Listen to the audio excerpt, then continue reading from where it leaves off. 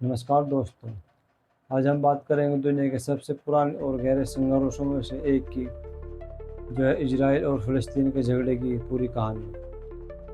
हम जानेंगे यहूदी और फ़लस्तीन कौन है, कैसे यहाँ विवाद शुरू हुआ, कौन कौन सी बड़ी घटनाएं हुई और 2025 तक की वर्तमान स्थिति क्या है। तो चलिए शुरू करते हैं। यह भूमि जिसे आज हम इजराइल या फ़लस्तीन कहते हैं, हजारों सालों से धार्मिक और ऐतिहासिक रूप से बेहद महत्वपूर्ण है। यहूदी लगभग 3000 साल पहले इस भूमि पर यहूदियों ने इजराइल और यहूदा के राज्य बसाए। 70 ईस्वी में रोमन साम्राज्य ने यरूशलेम पर कब्जा कर यहूदियों को दुनिया भर में फैला दिया। लगभग 1800 साल बाद 19वीं सदी या 20वीं सदी में यहूदी दोबारा यहाँ लौटने लगे। फ़िलिस्तीन 7वीं सदी में इस्लाम के प्रसार के बाद अरब आबादी यहाँ स्थायी रूप से बस गई। इन्हें बाद में फ़िलिस्तीनी अरब कहा गया। ये मुस्लिम, ईसाई और अन्य समुदाय से मिलकर बने थे। करीब 500 साल तक यह इलाका ओटोमन तुर्क साम्राज्य के अधीन रहा।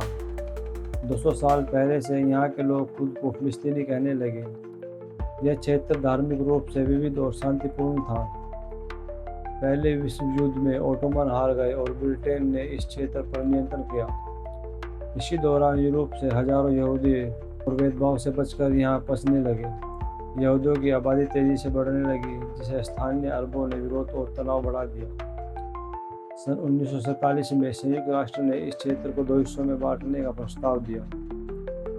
55% भूमि यहूदियों को और 45% भूमि अरबों को यहूदियों ने स्वीकार किया और 14 मई 1948 को इजराइल की स्थापना की गई। अरब देशों ने इसका विरोध किया और पहला अरब इजराइल युद्ध हुआ। इजराइल ने अपनी सीमा बढ़ा ली, जबकि वेस्ट बैंक, जॉर्डन और गाजा मिस्र के नियंत्रण में चला गया। 1967 में 6 दिन के युद्ध में इजराइल ने वेस्ट बैंक, गाजा पट्टी, पूर्वी यरूशलेम, गोलन हाइट्स पर कब्जा कर लिया। यही कब्जा आज तक संघर्ष का जड़ बना हुआ है। सन 1993 में ओस्लो समझौते के तहत फ़िलिस्तीनी प्राधिकरण की स्थापना हुई। वेस्ट बैंक और गाजा को समेत शासन मिला, लेकिन सीमा और यरूशलेम में शरणार्थियों ने मुद्दे पर कोई ठोस हल नहीं निकाला। सन 2000 में दूसरा फ़िलिस्तीनी विद्रोह हुआ।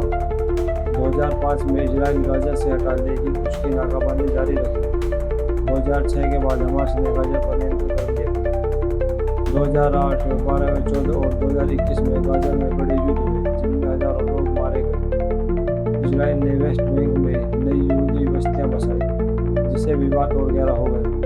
अक्टूबर 2023 में हमास ने इजराइल पर हमला किया। इजराइल ने बड़े पैमाने पर गाजा पर सैन्य कार्रवाई की। हजारों नागरिक मारे गए, लाखों बेघर हुए। संयुक्त राष्ट्र को देशों से विराम की अपील की, लेकिन कोई स्थायी समाधान नहीं निकला।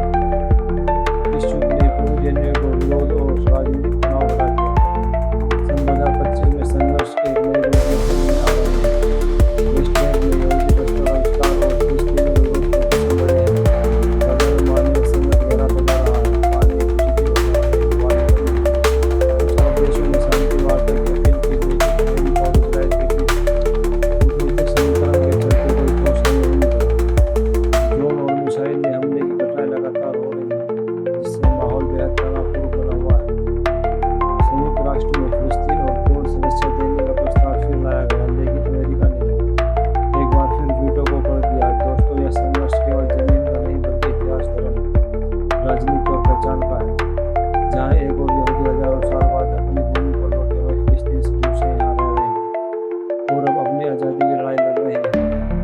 कई युद्ध, सैकड़ों प्रस्ताव और लाखों जाने जाने के बावजूद शांति आज भी दूर की बात लगती है। आपका क्या मानना है? क्या 2025 के बाद कभी इस झगड़े का अंत हो पाएगा? कमेंट में बताइए दोस्तों। इस वीडियो को लाइक, शेयर और सब्सक्राइब